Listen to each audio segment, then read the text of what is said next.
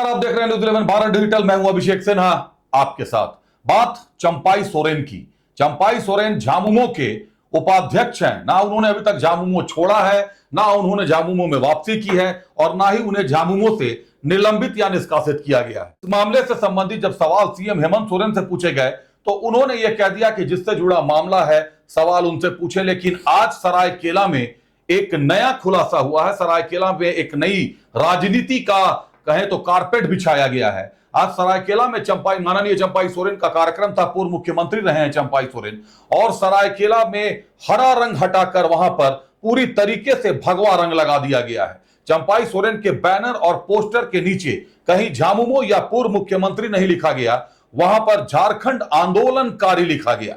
झारखंड आंदोलनकारी लिखने और भगवा रंग से पोस्टर बैनर पटने के पीछे कई बड़े कारण बताए जा रहे हैं। एक सांकेतिक कारण बताए जा रहे हैं कि क्या कोल्हान में बीजेपी ने कमल फूल खिलाने के लिए बीज बो दिए हैं और चंपाई सोरेन इसके लिए सबसे बड़े वहां के कोल्हान टाइगर साबित हो सकते हैं भाजपा के लिए। अगर कोल्हान की बात करें तो 14 सीटें हैं कोल्हान में विधानसभा की और 14 सीटों में से 12 सीटों पर जहां एक तरफ झामुमो का कब्जा है, वहीं 2 सीटों पर कांग्रेस का कब्जा है। तो पूरे के पूरे तरीके से आईएनडीआईए गठबंधन के कब्जे में कोल्हान है। लेकिन चंपाई सोरेन का इस तरीके से पार्टी से अलग होना, आहत होना और उसके बाद एक नई घोषणा करना, लेकिन अभी तक उन्होंने कोई घोषणा नहीं की है। सारे पासों को उन्होंने अभी अपने भीतर समेट कर रखा है। उन्होंने ये कहा है कि कल एक ऑडियो वायरल होगा और परसों एक सार्वजनिक घोषणा वो करेंगे कि आखिर चंपाई सोरेन क्या किसी पार्टी में जा रहे हैं, अपनी नई पार्टी बना रहे हैं, नया मोर्चा बना रहे हैं और अपने पार्टी के उम्मीदवारों के साथ कोल्हान की 14 सीटों पर दावा करेंगे। लेकिन यह उन्होंने साफ कर दिया है कि कोल्हान की 14 सीटों पर इस बार कोल्हान टाइगर चुनाव लड़ेगा और 14 की 14 सीटों को फतह करने की पूरी तैयारी करेगा।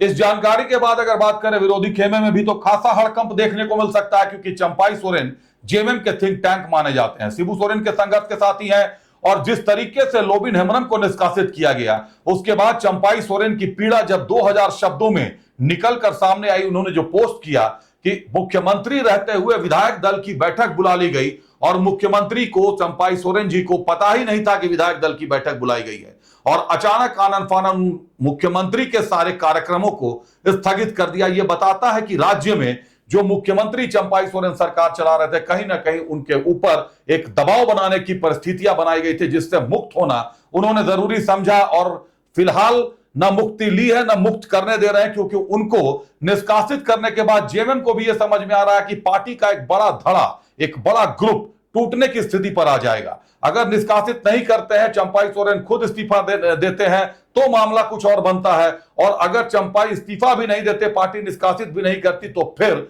तीसरा पड़ाव क्या होगा, यह भी राजनीतिक विशेषज्ञ खंगालने में जुटे हैं।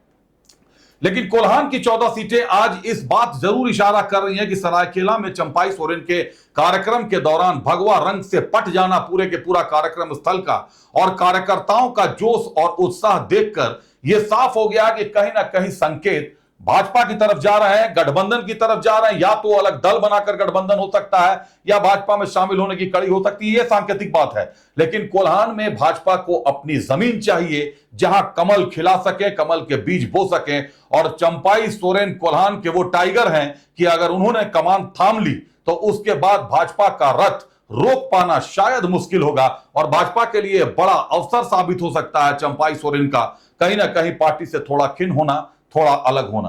बिल्कुल हमारी भी नजर बनी हुई है और आने वाले 2 दिन चौंकाने वाले होंगे, क्योंकि ऑडियो में आखिर क्या है, जिस ऑडियो को वायरल करने की बात सामने आ रही है, उस ऑडियो में किसकी बात चंपाई सोरेन वायरल करने जा रहे हैं, यह भी एक बड़ा मामला। इससे पहले भी सीता सोरेन ने, जो कि गुरुजी शिबू सोरेन के घर की बहू है, बड़ी बहू है, स्वर्गीय दुर्गा सोरेन की पत्नी है, उन्होंने भी जेएमएम छोड़ा। जेएमएम छोड़कर वो भाजपा में शामिल हुई, चुनाव बहुत कम वोटों के अंतर से हारी, लेकिन वो भाजपा में शामिल हो गई और कई तरीके के गंभीर आरोप भी लगाए जिन मामलों की जांच भी वाजिब बनती है। जो सबसे गंभीर मसला है वो स्वर्गीय दुर्गा सोरेन की मौत का मसला है, जिस पर जांच की मांग उन्होंने कर दी थी। अब उसके बाद चंपाई सोरेन का उस तरफ आना और यह इशारा कर रहा है कि कोल्हान के बागी जब भी जेएमएम से बीजेपी में जाते हैं वो हिट रहते हैं। बात अगर करें अर्जुन मुंडा की, अर्जुन मुंडा हिट साबित हुए, राज्य के मुख्यमंत्री रहे। बात करें विद्युत वरण महतो की, जेएमएम छोड़कर भाजपा में गए, 3 बार के सांसद चुने गए और अब चंपाई सोरेन भी कहीं ना कहीं उसी रास्ते पर चलते हुए नजर आ रहे हैं। आने वाले चुनावों में जो राजनीति होगी उसमें कोल्हान की राजनीति पर निश्चित तौर पर पूरे राज्य की नजर होगी, क्योंकि वहां की राजनीति दिलचस्प मोड़ लेने वाली है। बहरहाल बने रहिए न्यूज़ 11 भारत डिजिटल के साथ। मुझे दीजिए इजाजत, नमस्कार।